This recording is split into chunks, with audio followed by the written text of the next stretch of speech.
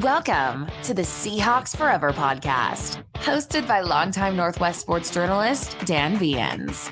News, reaction, and opinion. In-depth analysis on everything Seahawks. And now, here's your host, Dan Bevens. How's it going, everybody? Welcome back to the show. I am Dan, and we're going to talk about one of my favorite subjects today. We're going to talk about quarterbacks. And it's because the league made some news this week. A couple of new rule changes that they kind of slid in on us. And we're going to cover those today and talk about how they potentially affect the Seahawks moving forward. First, be sure to like this video and subscribe to the YouTube channel. It's the best way to support the show. Closing in little by little on 1,000 subscriptions. Would love your help in getting there. You can see the little button at the bottom of the video. Just click on that, and you're part of the community. First, some news since the last time we talked. Of course, I mentioned on the last show that Tariq Woolen was not present on the first day of full squad OTAs, the first of 9 workouts with the full team. Didn't think it was a big deal. Checked in with someone in the know. They didn't think it was a big deal. And then it came out later that day or early the next morning, actually, that Tariq Woolen indeed injured his knee, apparently just walking on the practice field. But it was so minor. They did it arthroscopically. The team said it worked out as well as it possibly could have. And his timeline for return is 4 to 6 weeks. And so I think our large lump in a lot of our throats when we first saw the breaking news from Adam Schefter that Tariq Woolen was having knee surgery, but 4 to 6 weeks. So that puts it at a late June, early July timeline. Training camp opens. Official date hasn't been announced yet, but usually a third week around the 20th or so of July should give him plenty of time to come back. In the meantime, I don't think it's a big deal. Obviously now that we know it's just a minor injury, because it just gives some of those young corners more reps.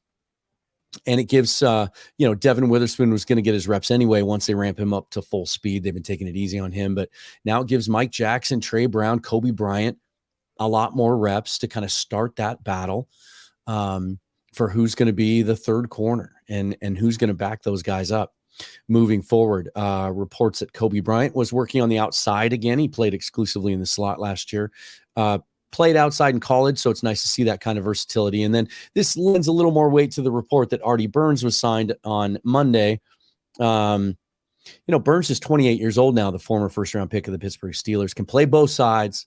Had some injury issues coming out of camp last year and then was overtaken by the play of the young guys and never really made much of a factor last year on the team. But someone that's familiar with the scheme and initially was brought over because Sean Desai was part of the staff last year, and he worked with him in Chicago on his second stop there. Apparently today, according to Seattle Sports 710, the plan was they were going to re-sign Burns anyway. But with Woolen being out, it just kind of moved up that timeline. So doesn't seem to be a lot to worry about here as far as Tariq Woolen. Let's get to the subject of the day. First of all, one of the new rules that the NFL passed this week, and it just seems to be a progression towards potentially a means to an end of maybe the league just wants to get rid of the kickoff altogether. They're concerned about the high-speed collisions and the effect it has on injuries and in particular concussions. They've made a number of rules changes over the last couple of years that's basically taken the dynamic kick return out of the game. The new one will do so even more. Any team now that fair catches a kickoff inside the 25, the ball goes to the 25. Andy Reid had some comments today about it, and there are some who think that we will reach a point at some point where we just get rid of the kickoff and start at the 25. And I'm not so sure that I'm not there myself now. And one of the reasons plays into our biggest topic of discussion today, and that is roster usage. 53 spots. Teams carry players specifically for special teams. Seahawks do it all the time. They carry players that might not be expected to contribute on the field much, if at all, during the season. They'll carry a 6 wide receiver sometimes. They'll carry an extra safety. Jarek Reed is a guy this year, the 6th-round draft pick, who looks to contribute primarily on special teams early in his career. And I mean, Nick Bellore has been rostered basically 99% for his special teams acumen. There have been other guys over the years. Nico Thorpe was primarily a special teams player unless there was an emergency at corner. Getting rid of the kickoff altogether at some point would just afford teams more versatility and the luxury of using those extra roster spots for other things. And one of those could be a third quarterback, a developmental quarterback. This is something, you don't have to go back very far. I don't know, 15 years maybe, where carrying 3 quarterbacks on the roster was commonplace. I remember being a young Seahawk fan, and I would be really excited. Again, I love quarterbacks, and I'd be really excited about the preseason because there would always be that third guy. And you knew that guy was going to be on the roster, so there was a chance he was going to develop. At one point, that guy was Dave Craig. At another point, that guy was John Kitna, right? Look how their careers turned out. And yeah, there's the practice squad. And the Seahawks have always carried a quarterback on the practice squad. It was Alex Magoo, and then it was Jake Luton, and then it was Sean Mannion. But those are not protected roster spots. Any other team can come along, and as long as they put that player on their 53-man roster, they can poach a player from your practice squad. And so it's not a very secure position. Now, the Seahawks, as much as any team in the league, have had great fortune over the last 10, 12 years because their starting quarterbacks have been durable and reliable. Russell Wilson was an Iron Man. He would rarely get hurt, and when he did, he would play hurt, except for the 3 games that he missed his second to last season here. Geno Smith played every game last year, took every snap. Drew Lock didn't need to be called on. And the Seahawks do have a veteran backup in Drew Lock. And so the odds of needing that third quarterback are rare. But we saw it on a big stage under the spotlight in the NFC Championship game. San Francisco against Philadelphia. When the 49ers, when Brock Purdy got hurt on the first drive of the game, Josh Johnson came in, he got hurt. And they had to use Christian McCaffrey as an emergency quarterback. So here's how the rule is worded. Teams can designate an emergency quarterback on game day who does not count as a spot on the 53-man roster and can only be used if the first 2 quarterbacks get injured. And I didn't see the wording on this, but it would stand to reason that those injuries have to be confirmed by independent medical personnel on the sideline. That you can't just say someone's hurt. You can fake injuries, I suppose, but we're not even going to get into that, right?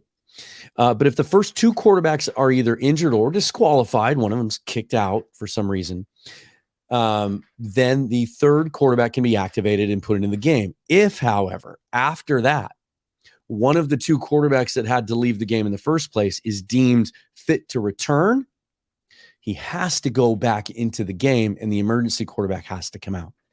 It's not like the DH in baseball. If that quarterback gets hurt again, then the emergency quarterback can go out into the field. It sounds confusing.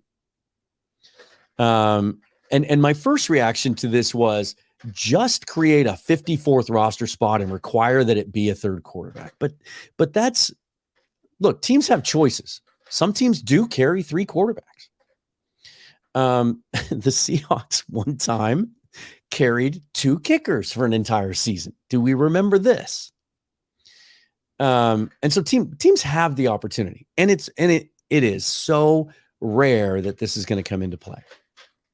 But it just makes me wonder.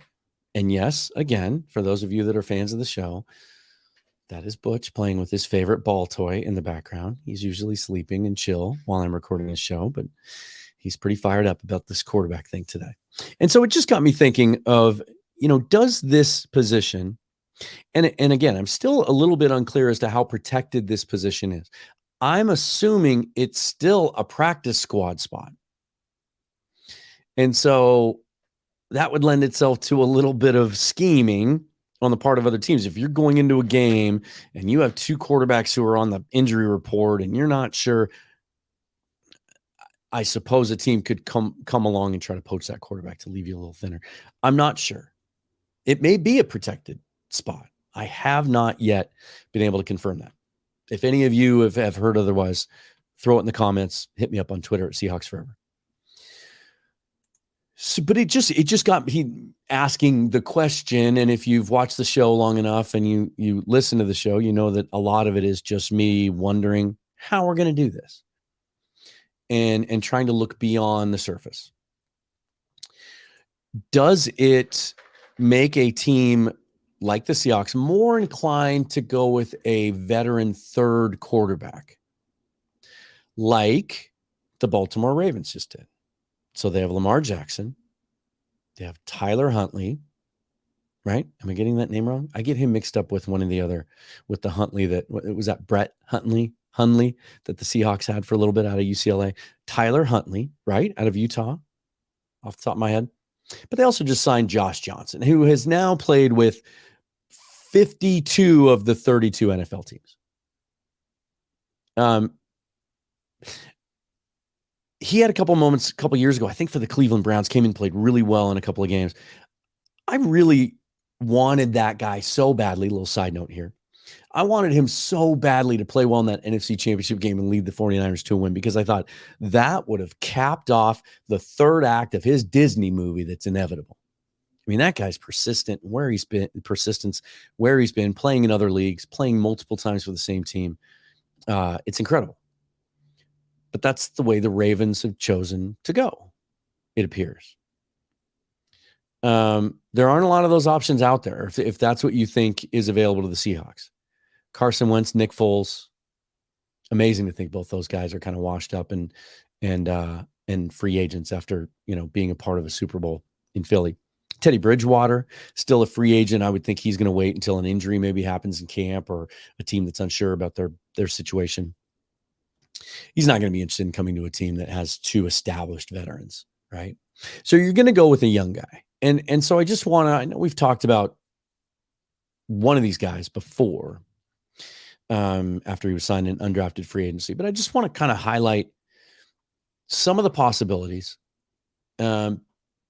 Because John Schneider has said over and over and over again, we've talked about this multiple times on the show, that he learned in Green Bay that you draft a quarterback every year, and that every year going into the draft, his intention is to draft a quarterback, and it just hasn't fallen his way.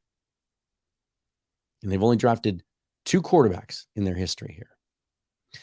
And again, they didn't this year when a lot of people thought that they would, maybe even high in the draft. And we're going to be talking about this subject a lot as we look into next year's draft. Because it's a much more loaded draft. But they've never really put the effort into developing a quarterback, in part because during the Russell Wilson years, they just didn't feel like they needed to. Well, now Geno Smith's on a 3-year deal. It's a very favorable deal. It's a deal they can get out of after a year if things go awry, which I don't expect them to. But I think it's a conversation worth having. And so there's a front runner here. And then there's a couple dark horse guys. I got a little tip this morning. Some news that hit Twitter that I was sent in my DMs first.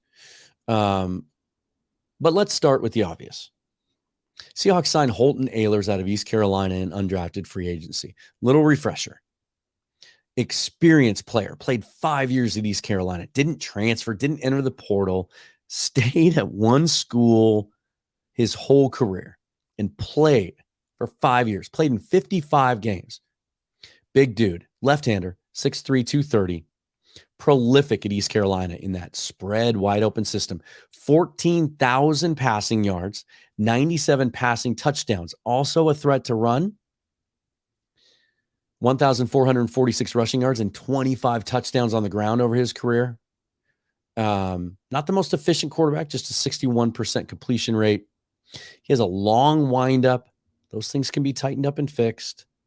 Doesn't really have the strongest arm, but shows accuracy to all levels of the field, and just in some ways fits that Brock Purdy profile, because the thing that Brock Purdy had going for him, and that I think more teams are starting to look at now and kind of go back and reassess how they evaluate quarterbacks, is that he played a lot of football.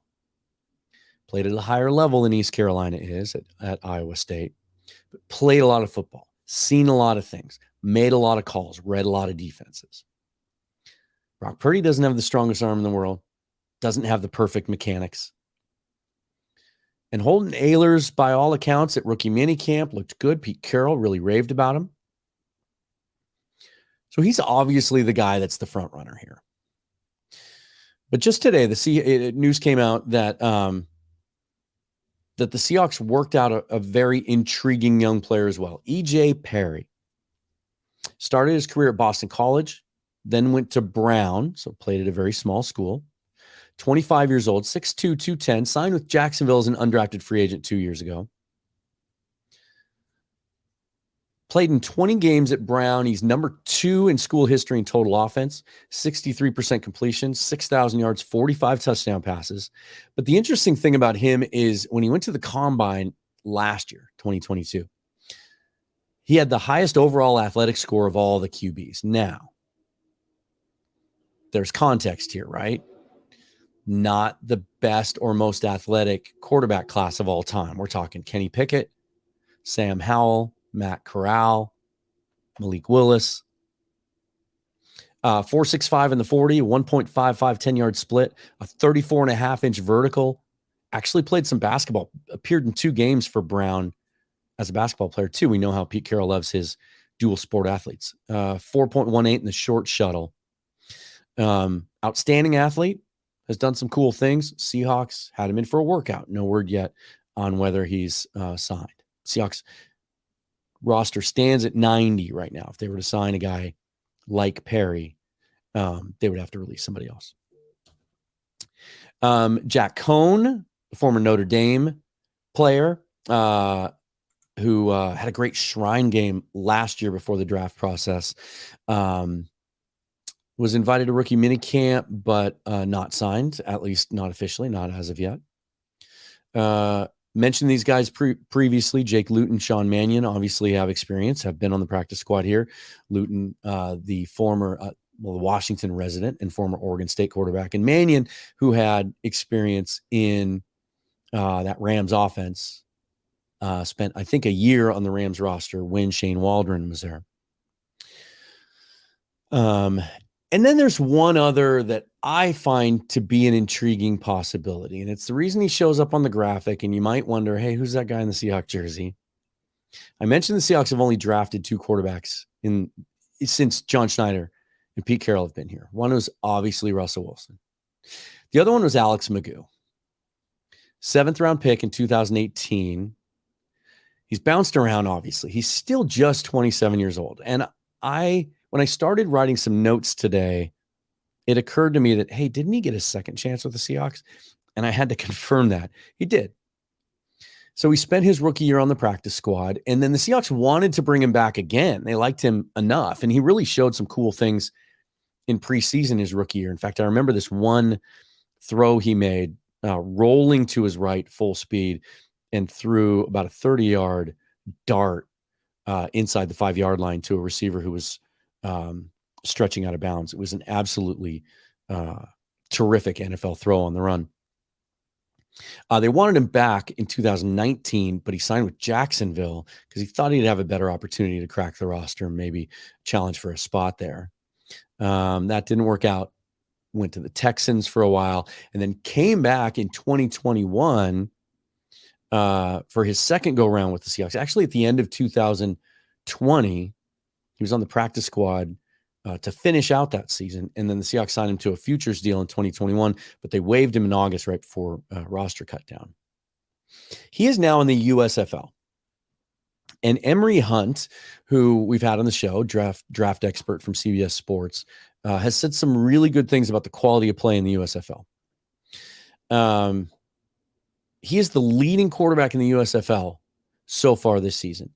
He's thrown for 1,100 yards, 12 touchdowns. That leads the league to only 3 interceptions. He's also rushed for 296 yards. That is the 4th highest rushing total in the USFL, and he's run for 3 touchdowns as well.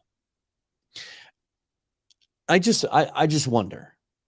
He's under contract now with the USFL. He's not going to leave that opportunity where he's getting reps and he's putting film out there to go sign with an NFL team at this point. But I just wonder if the Seahawks might be interested, having no knowledge about how that relationship is, how things went the second time around, whether Magoo holds any animosity against the team for cutting him a second time. It's just, I find it interesting that I always love guys that stick with it, for as much as I joke about Luis Perez and all the different leagues he's played in and all the tryouts he's had in the NFL, for him to stick around like he has and stick with it when they're not making that much money and he ends up winning a championship in the XFL this year. It's pretty cool. But Magoo was a guy that I really liked and thought had some skill and some upside. He's only 27 years old. Look, you don't have to look very far if you need to be convinced that just because these guys don't make it on the first go round doesn't mean they can't. Because Geno Smith is the poster child for that concept, right? Maybe Holton Ahlers comes to camp and he's lights out. And maybe they only bring 3 quarterbacks to camp. God, remember the days when they would always want to have 5 or 6 arms in camp? I just wonder if maybe the Seahawks will give another look to their old buddy and their second drafted quarterback under Snyder and Carroll and give Alex Magoo a look. Otherwise, at this point, as we talk today, unless they bring EJ Perry in, it is Holton Ahlers' job to lose that practice squad position. And that position now has more weight to it after this rule change where teams can have an emergency quarterback. That's going to do it for today. Just wanted to kind of chew on that subject a little bit and get you thinking. Tell me what you think. Do you have another guy out there that you think would be a great developmental third quarterback? Love to hear it. Thanks again for listening and viewing. Remember to subscribe to the YouTube channel so you're notified each and every time a new video is posted. And of course, subscribe on whichever podcast app you prefer for the audio version as well. Among the guests coming up over the next couple of weeks, Rob Staten is going to be joining me. It's been a while since I've talked to Rob. And Kenneth Arthur of Seaside Joe. Been looking forward to this one for a while. Really interested to get his thoughts. I'll be back in a couple of days to give some week 1 impressions, kind of wrap up week 1 of OTAs and check in on who's standing out there, some of the main storylines as they go into week 2 of OTAs. And it seems like it's time for a listener Q&A show. So keep your eye out for that on Twitter. Follow me there at Seahawks Forever. I'll be taking your questions and answering them in its own show later this week. Until then, this is the Seahawks Forever podcast, and I'm Dan. Talk to you soon.